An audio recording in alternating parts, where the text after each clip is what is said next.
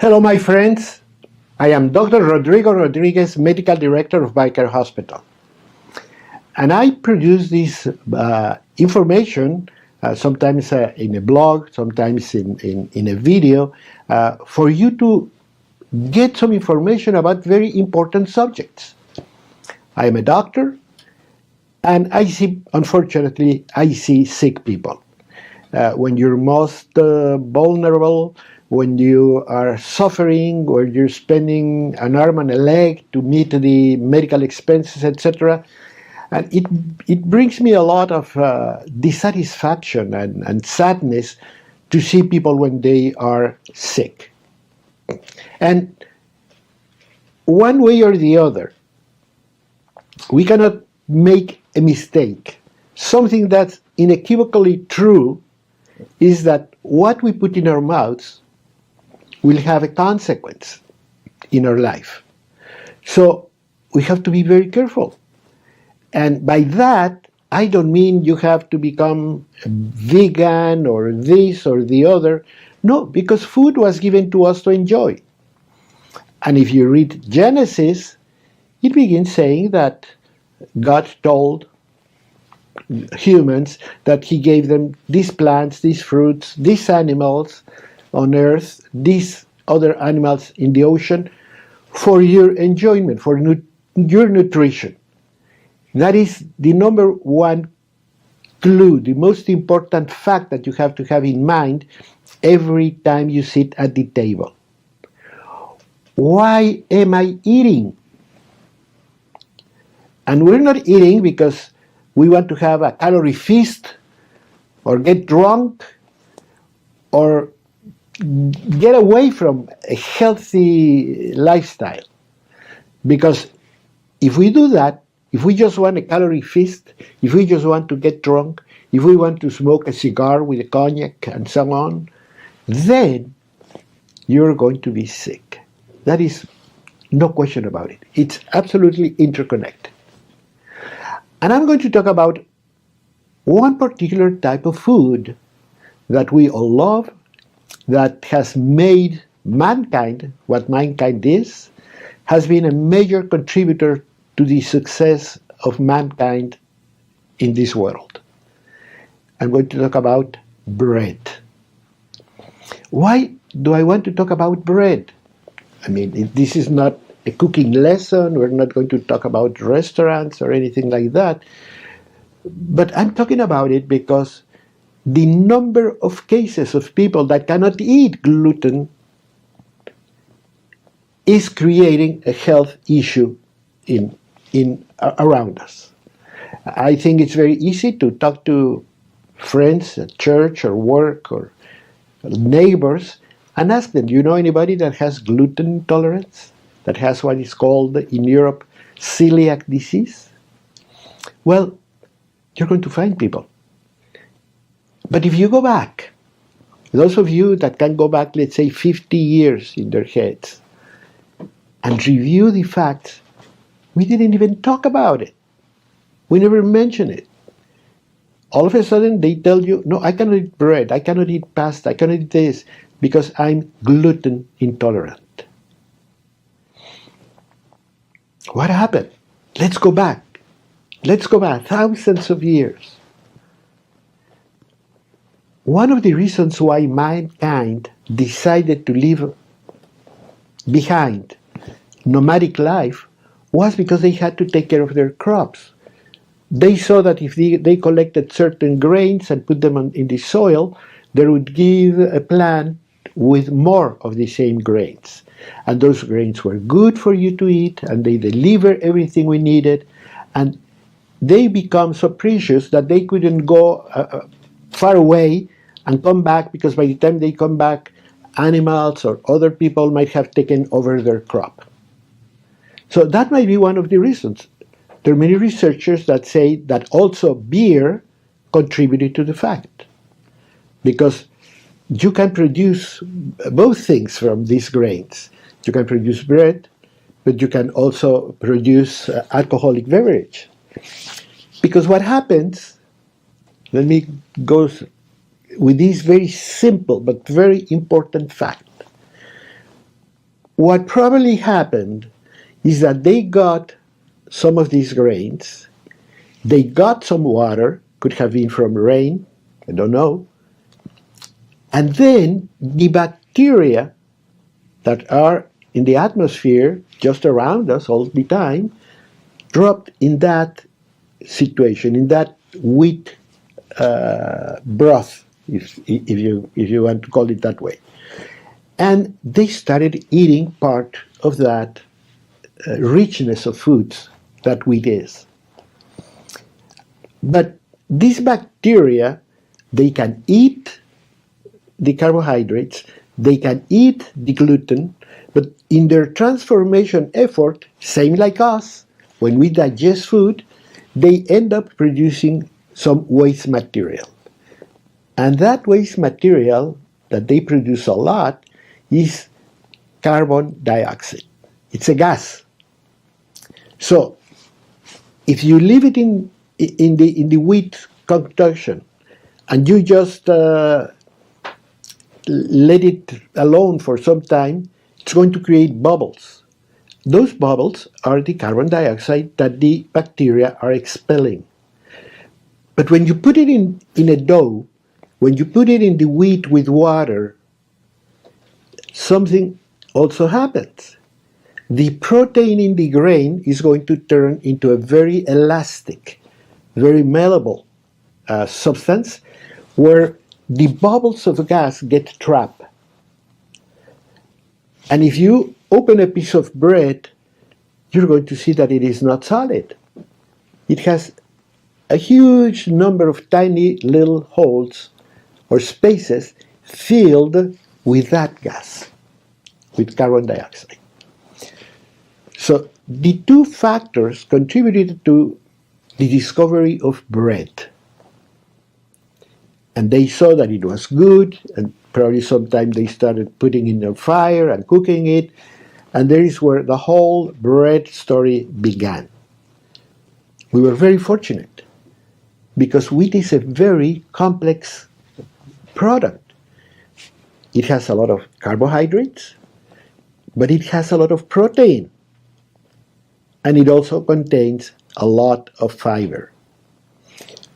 What happens with the protein in the wheat is that it is basically in few compounds that give origin to the gluten. And then we can eat it, we can digest it, we can do very well, because we have more bacteria in the gut. So you take a piece of bread, you eat it, it has been already fermented, but of course when you put it in the oven, you kill those bacteria, so the fermentation stops, then you eat it, then it gets back to your gut, and in your gut, the bacteria, the intestinal flora, are going to further change all those substances, that protein does everything, and then you have the miracle of life. Then you have energy, you have building blocks to heal, to grow, to succeed. So that is really what it is all about. And it's the simplest cooking class that I can give you. Because it only has basically two ingredients: water and wheat. But when we put the yeast, this dough is going to become fluffy and beautiful and lovely, whatever. We all have pulled apart a piece of bread, and the smell and everything goes right into the deepest part of our brain.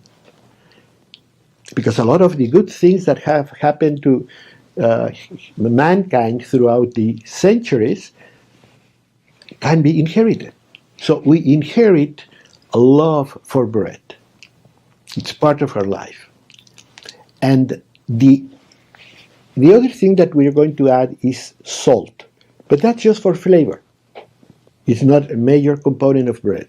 Bread is simply wheat and water, yeast to ferment, and salt for taste. So where did what happened with us? Where did we go wrong? Why all of a sudden people tell you, you shouldn't eat that much bread, you shouldn't eat that much wheat, because it's not good for you. This brings me back to the times where I started reading that you shouldn't eat eggs because they were unhealthy. You would only have to eat the white of the bread because the other one was fat. It raised your cholesterol, etc. But after research and years, etc., we discovered that eggs are good. The problem are the eggs that we buy at the market, the cheapest eggs, because the hen has the wrong diet, lives in a cage, so produces low quality eggs. So the problem was not the egg, it's how we produced it. You can say the same about bread. The problem is not bread. The problem is, what have we done to bread? A very good friend of mine who worked all her life in alternative medicine, she was always saying that we should eat food just as it is, not necessarily raw, but the less you do to food, the better off you're going to be.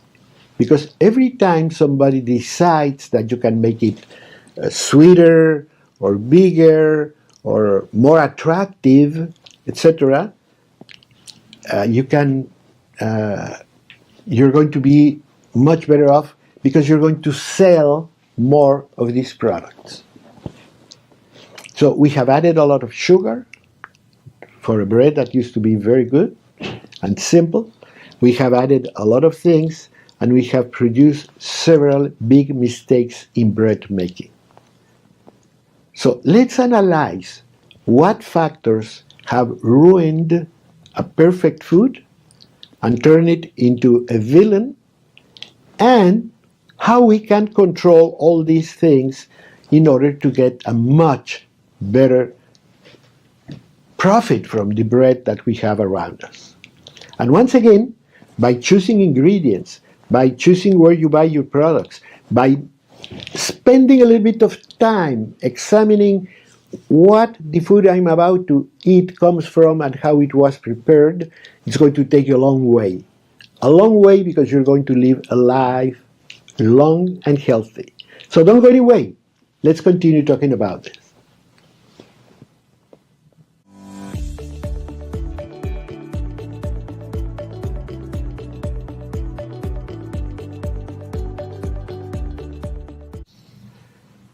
My friends, I'm Dr. Rodrigo Rodriguez, Medical Director of BioCare Hospital. And in this podcast, we're talking about food. We're talking about food preparation. And we're talking about the simplest recipe you can ever do. Make bread. Making bread is a very easy recipe because ingredients are only 4. And actually, only 2 of them have to do with the actual bread making, which is flour and water. Then we said that we're going to add yeast to make the dough rise and be fluffy, because the bacteria in yeast produce carbon dioxide and produce these tiny little pockets inside the bread that make it so delicious, so soft, so everything. And lastly, salt, and we do it for taste. Definitely, if you had it without any salt, it's not really good. But one of the problems that we're facing today is that a lot of people that I'm looking in around me, or patients that call me, or patients that come to the hospital, they tell me they cannot eat bread, they cannot eat any wheat product because they have a problem with gluten. And that gluten protein is supposedly harmful. So every time they eat wheat and they eat this gluten, they're going to start with cramps, with pain, with inflammation in their tummy, etc., because the body cannot handle it. So we have been examining that probably some factors are very important, and we're doing a terrible mistake by pointing out to bread as the culprit, where we should start looking somewhere else. And to me, one of the first reasons why bread has become a bad food is because we don't use fermentation anymore. It used to be that a bread maker would get up at 3 o'clock, 4 o'clock in the morning, prepare the dough, and let it rise. What is that? Let the bacteria in the flour do their job. And what is their job? Their job is, this is wait for you. Help yourselves.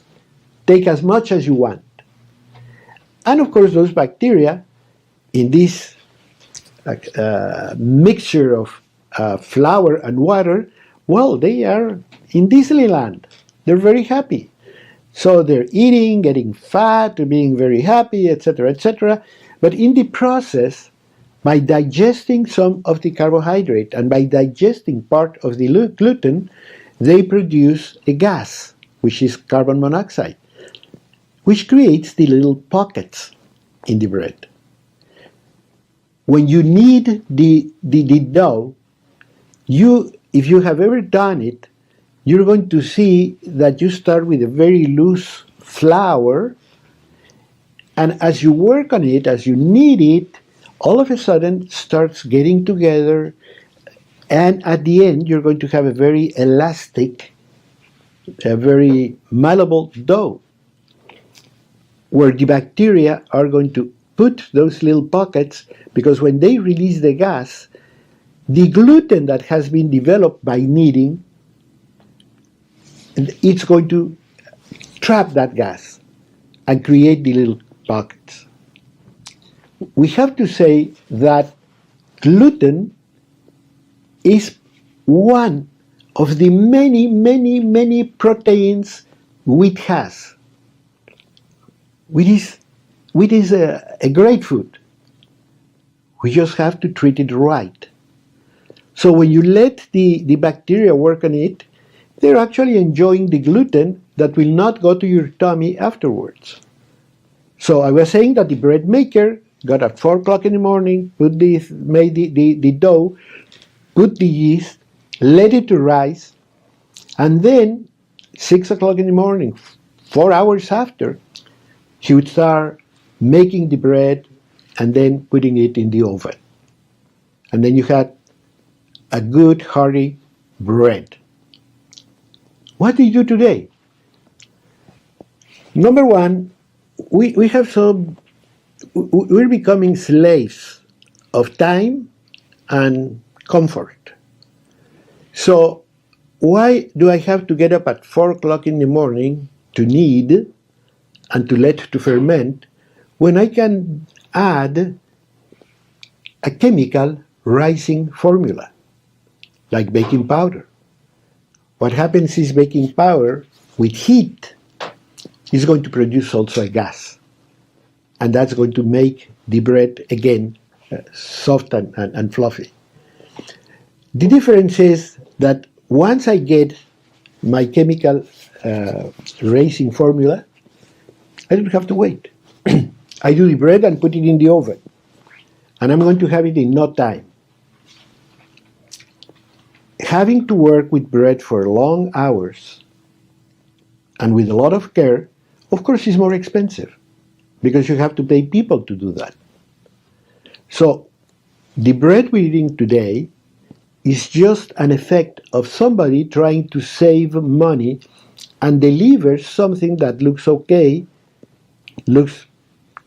actually a lot of bread looks just fantastic, just as if it had been fermented. But in the chemistry of that bread, you are left along with whatever amount of of gluten it might have had. So that has been one of the major problems. Bread making and wheat processing has abandoned the traditional ways of making it because of the sake of time, profitability, etc. So we have to make sure that we go to artisan bread, and you go and visit the place, and you make sure they're raising it. One of the good things that I have seen lately is that good, I could say, boutique bread making places are appearing and appearing and appearing in America. That's very good news, because that bread is going to have a lot less gluten. So you can have your cake and eat it too. You're going to have your bread, but you will not have the amount of gluten that you had. What else has happened?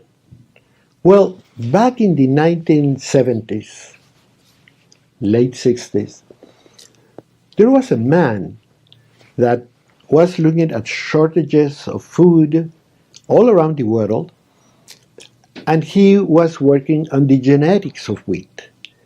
And he developed a wheat that was very short. The plant was very short. Instead of being this tall, it would be just 1.5 feet tall. So that thing, when he produced these seeds, became what it was called at that time the Green Revolution. Not only that, this man was awarded the Peace Nobel Prize, because everybody thought, if I have 2 acres of wheat, and instead of getting 1 ton of grain, I'm going to obtain 6. Wow! I love this man. We have one problem. Genetically modified wheat has higher gluten. Don't ask me why. But if we cannot get an honest flour maker, we're going to have a lot of bread, a lot of gluten. So what we have to do is ferment it longer. There's a piece of bread that I love, you probably know it very well, that is focaccia. Focaccia is an Italian bread that ferments for days. They measure fermentation in days. 3 days, 5 days. That's what you get.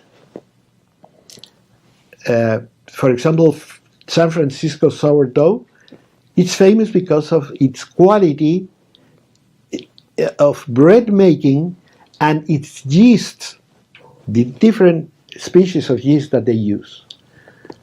So if you're going to have wheat, make sure you know where it's coming from. Make sure bread making has been fermented. And the other thing is, let's eat less. But I could tell you that about everything. We need less meat in our diet. We need less bread in our diet. We need less carbohydrates. But you have to think very well. When I say be more frugal with your food, I mean eat well, smaller amounts. Japanese say that you have to fill 80% of your tummy when you eat. Never full. And we all have lived with the experience. You have food and you say, oh, this was great, it was delicious, thank God I had this food. But then somebody says, you want a second serving? And we jump immediately and say yes, when we should have said no. Because I love this food, and I want this food to be usable and profitable for my body. If I have another serving, I'm going to make a disservice to my body. So I could tell you that fermented bread has lower amount of gluten, so you're going to be able to enjoy the food you love without any consequence. And also, that food is going to have to be reduced in the amounts. Let's just be sensible. If you just take your cell phone and look at requirements of protein and energy and calories and vitamins, etc., you're going to find a lot of information. So make sure that you bring this into your life so you can enjoy life, have a beautiful barbecue on 4th of July, but don't hurt yourself. In other words, be responsible with your body because it has been entrusted to you. You are the guardian of that body that you have control of. So you have to say, I'm going to take care of you. I'm going to help you. I'm going to reduce. And by doing that, you're going to see that everything starts working better and better. And something that you will not believe is, because you say, what's the connection? But there's a big connection. If you exercise more, if you walk around, if you move yourself, wheat digestion is going to be more thorough and with much lower consequences. You're going to be in good shape. You're going to love what you're doing. So don't go anywhere, because we're going to talk about what does gluten do to people? Why I want it out of my life. Let's talk about that.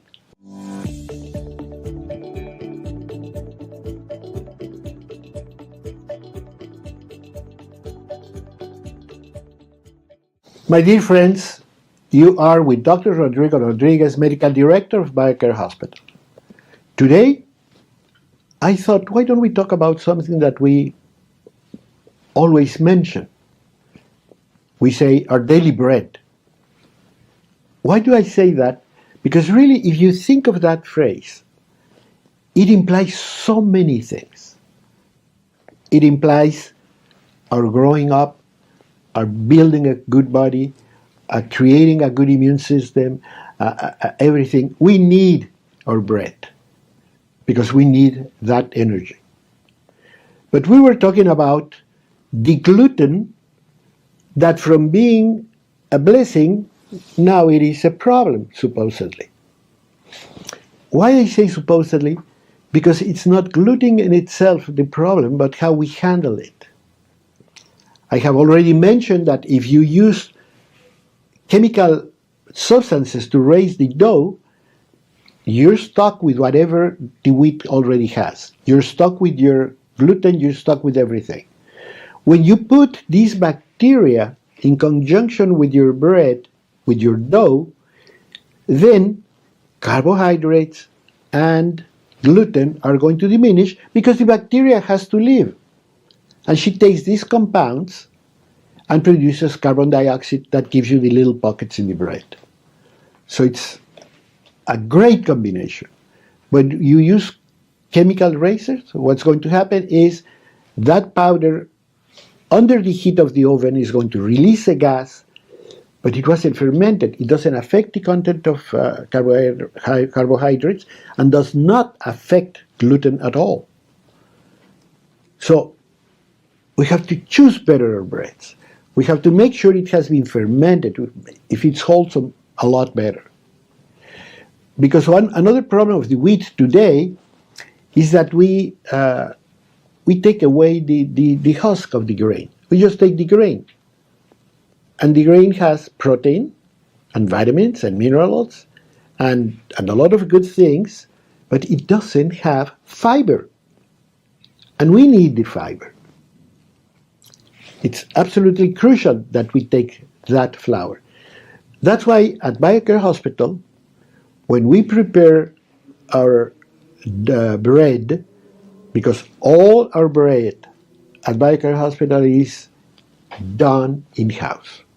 Everything, a cookie, a birthday cake, everything. And we choose the ingredients. And when we get unbleached, good quality flour. And I'm going to give you a tip that can make your bread even more nutritional. Use a little bit of barley flour. When you're making bread, about 10% of your flour content should come from barley. Why? Because contrary to wheat, in wheat you have the grain and you have all the fiber around it. So when you refine the wheat, you make away with the chromium, which is the mineral that the body needs to handle carbohydrates. We throw it to the garbage can, and it has the fiber that's going to let your intestinal tract be in good health. So you're just with your grain, with protein and vitamins, etc., but that's it. But barley has the fiber into the grain. There's no way you can separate fiber from the grain. So if you add 10% of barley flour to your bread making, you're going to be in much better shape, much better bread. You can make combinations with anything we mentioned. We were mentioning that the new types of wheat have a higher content of gluten. The other important part is that we eat more.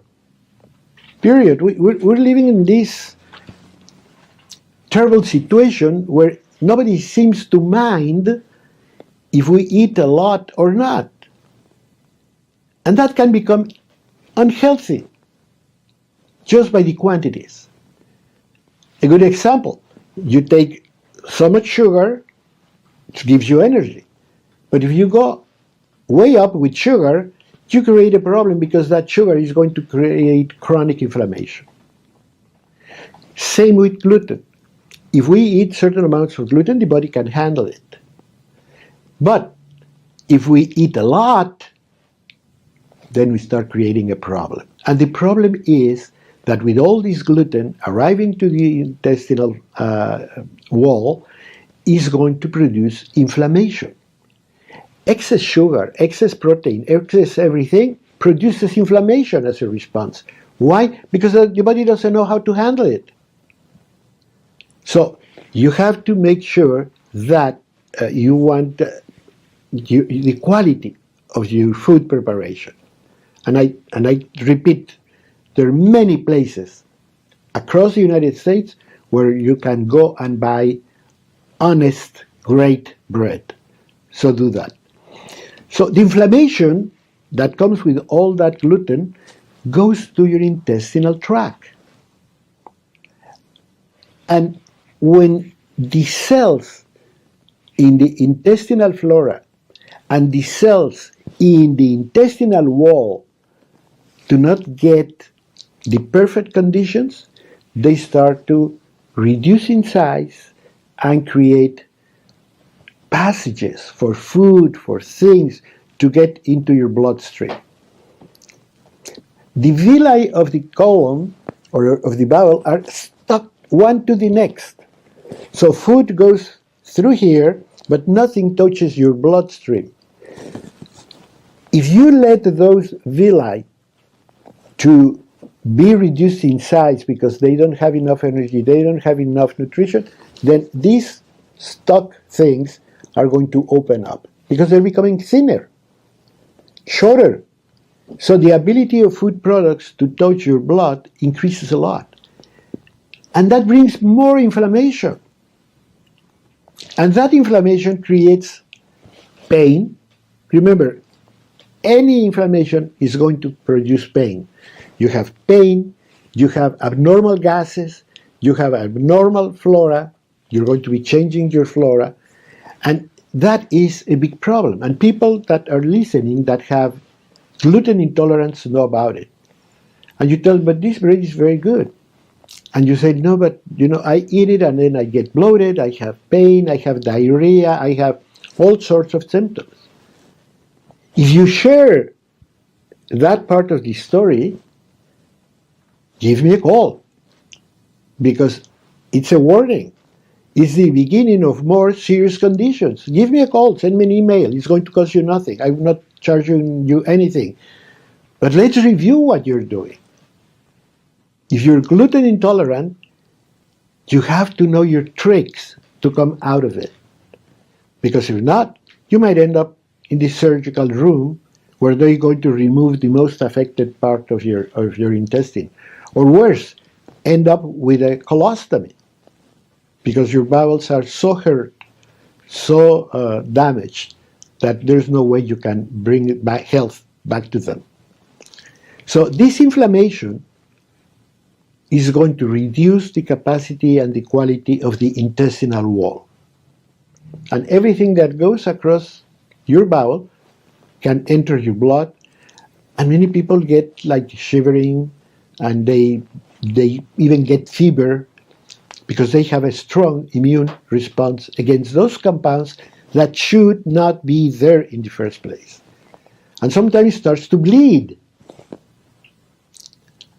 And as these parts of the tissue die, they're going to leave areas without any lining that we call ulcers. And then just follow the words: chronic, inflammatory, ulcerative colitis. You have the perfect storm. Just by eating bad bread. So this is what I'm talking about all the time. If you educate yourself, if you know more about these things, if you go more to the root of the problem, because it's easy to take a pill and the pain is going to diminish, but you don't want that. You want the problem to go away. And I can assure you that we can change that back to normality. But you don't have to wait. You can start right now if you call me and you tell me what's going on, and let's start working a plan. And yes, you might have to come to the hospital, because we might have to fix your intestinal flora, you might have to fix the inflammatory process in your bowel. I have seen many people that were ready to go for surgery because they didn't find any improvement, that are now very happy and learned their lesson. So don't let that happen to you. This inflammation, I was saying, then is going to create a chronic problem just because the amount of gluten that you're taking. Now, you make away with gluten. I'm not going to take gluten. Is the problem solved? No, it's improved. You might have other problems later on. What can we do? Or what have we do? We have to review our intestinal health, because it is our intestinal health what matters the most. We should eat, digest, take advantage of all the things that come in that food, and be strong and feel better. That's why we're eating, aren't we? Not because, again, forget about comfort. Forget about comfort food. We can teach you to make great food in a smart way. And actually, the web resources right now are enormous. You don't have to go further than your desk, further than your laptop, further than your cell phone, to get a lot of information of how you can recuperate your health. Here, we're talking about healing, not feeling better. We're talking about healing. That's what you want.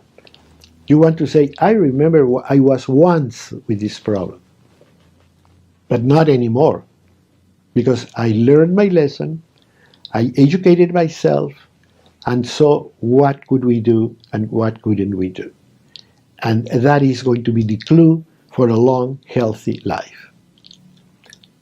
Now I'm going to tell you a little bit about how BioCare Hospital sees, understands, and manages these health problems. So stay with me, because we have still a lot of things to talk about.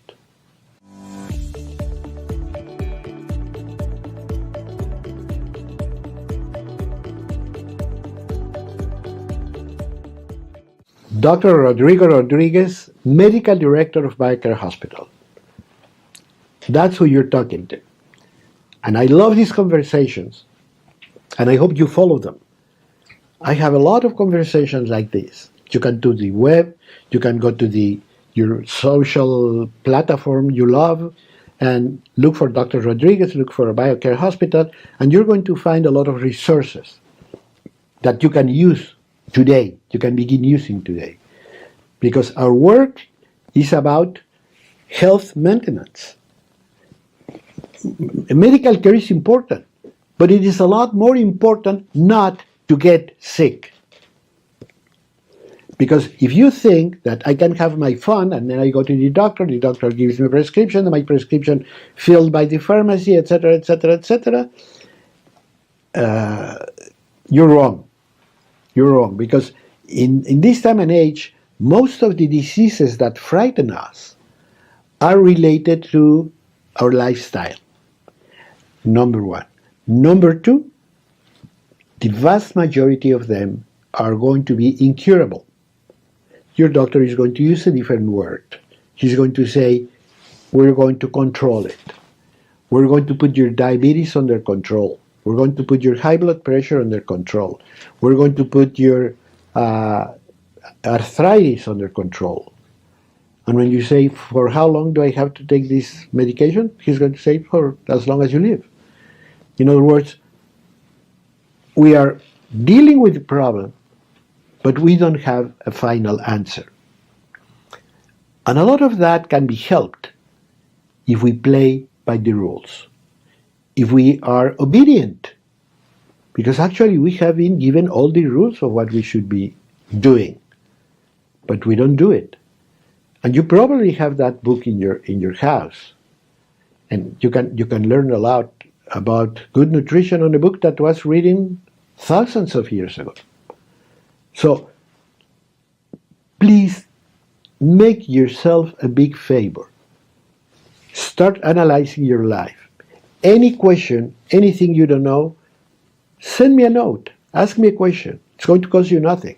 But I'll be very happy to see that you're becoming proactive and that you are committed to maintain your health. That is, to me, the biggest part of everything. Make sure you understand your body. Make sure you know how to deal with it. Make sure you know that probably at the 50s or 60s, I should go to a hospital, to a doctor, to check everything out. Now, that hospital has to be BioCare, because physicians have been trained in such a way that if you go and you say, I'm very healthy, I'm in good shape, but I just want to make sure I continue to be healthy, they're going to turn you out and they're going to say, come back when you're sick. Doctors and hospitals have been created to deal with illness, not with health.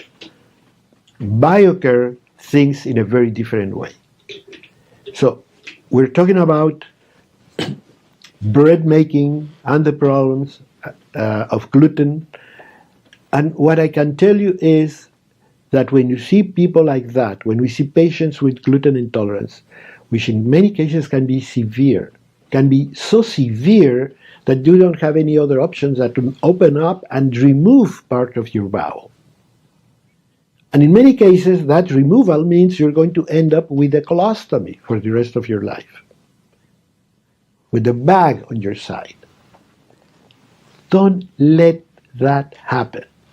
Don't get that far. Because believe me, medicine will not be able to solve the problems. But you can do it. You can do it by taking care of yourself. When we get people at the hospital with serious inflammatory colonic disease, well, of course we put them in the hospital. And what I'm going to do is put that bowel at rest. Leave it alone. Don't move it. Let it heal. When you break a bone, what do? We break a bone, we put a cast. Why? Because you don't want the damaged area to move, because it'll never heal. When your bowel is so ruined, you have to stop using it for a few days. So inflammation goes down and restoration begins. But that restoration and that management of inflammation has to be helped by medical intervention. And BioCare Hospital is a full hospital with MDs and registered nurses that understand and love their work. So when I see patients like that, what I do is I put them on full fast, not even water, for a day or two. You will not eat anything. I'm going to give that poor bowel a chance to start coming back. You said, doctor, I cannot go 2 days without drinking or eating. Well, I might be able to do it without eating, but not without water. No, but I have a full hospital. So what I'm going to do is I'm going to go to one of the blessings of modern medicine. To me, it's one of the biggest blessings of modern medicine, which is parenteral intravenous nutrition. I can put a catheter and I can put in your blood fats, protein, carbohydrates, vitamins, minerals. I can put everything your body needs for a few days. So you're not going to feel bad. All you're going to do is you're going to start feeling how everything starts to calm down, to cool. That's the beginning of your new healthy life. And then we're going to work on your intestinal flora. I'm going to check what you have. Because intestinal flora is not the same with everybody. It is so individual that in Paris there is a bank for all the EU to make sure what sort of bowel bacteria you have. And it's like the fingerprints. It's absolutely individual. So if they catch somebody in Germany, let's say, they send a little sample of poop to Paris, they check it in their files and say, this is this person. Genetically, for example, even if you check the genes,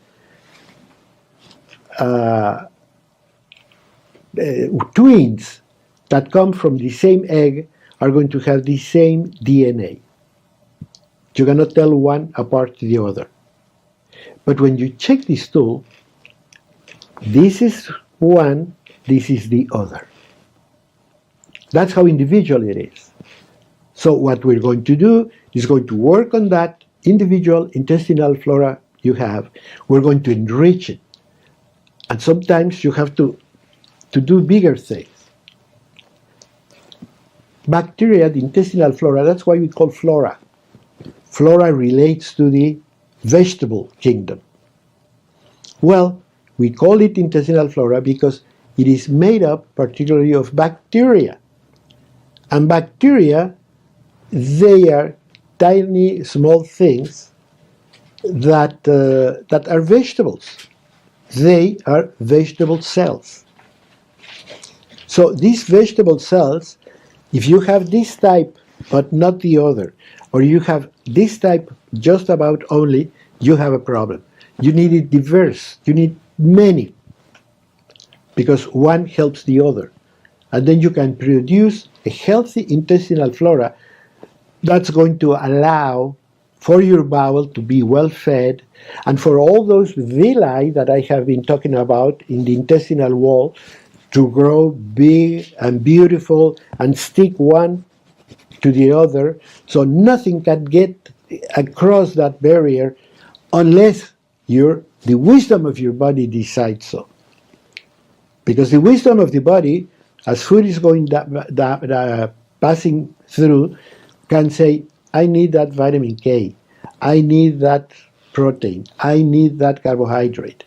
It's selective, and the body is going to get what the body needs. How you can block the system? By overwhelming it. I'm going to give you a few examples. If you go and have a calorie feast with ice cream and donuts and cookies, you loaded your body with sugar in one simple serving. That is bad for your body because your body is not prepared to handle that. You go to the restaurant and you order a tomahawk steak, 30 ounces of meat. Your body cannot do it. It's going to be confused, and it's going to have consequences. So, unfortunately, the saying is truth. Too much of a good thing might be a problem. So, be more sensitive about what you're doing. Start planning your things. And if you think you might have some of these symptoms, be aware, be ready, because you might end up in an operating room with a colostomy for the rest of your life. So, you have any questions? Do I have it? Does this count? Does the other count? Don't wonder. Give me a call. I have a toll-free number. give me a call, send me an email, go to the social media of your choice, and tell me what worries you. And I'll be very happy to tell you, why don't we start doing this and this? You might never have to go to a hospital for that reason, because you started making the changes. I know people that when they were told that part of the bowel was going to be removed and probably end up with a colostomy, that came to BioCare Hospital and said, Doctor, I want to give it a try. I don't want, the idea of the surgery and colostomy just doesn't suit me at all. So we start the program, and you can see their smiles. I always say that the best payment you can give it to a doctor, and it's a smile, but not a voluntary smile. I don't want to say, hello, doctor. That I don't want. What I want is when I go by and you say, doctor, how are you doing? And then you see people smiling. Because inflammatory colonic conditions can bring a lot of pain, and you can see it. I have seen many patients, for example, I said, are you bloated? Are you having cramps? Yeah, doctor. I can see it in their faces. And all of us that have had some sort of a problem like that know that's what it is. So BioCare has the experience. BioCare has been successful. BioCare is willing to share success stories with you. Our people rave about our food, our care. So all you have to do is start today. And I'm going to be 100% behind you. Till next time, I'm Dr. Rodriguez, BioCare Hospital.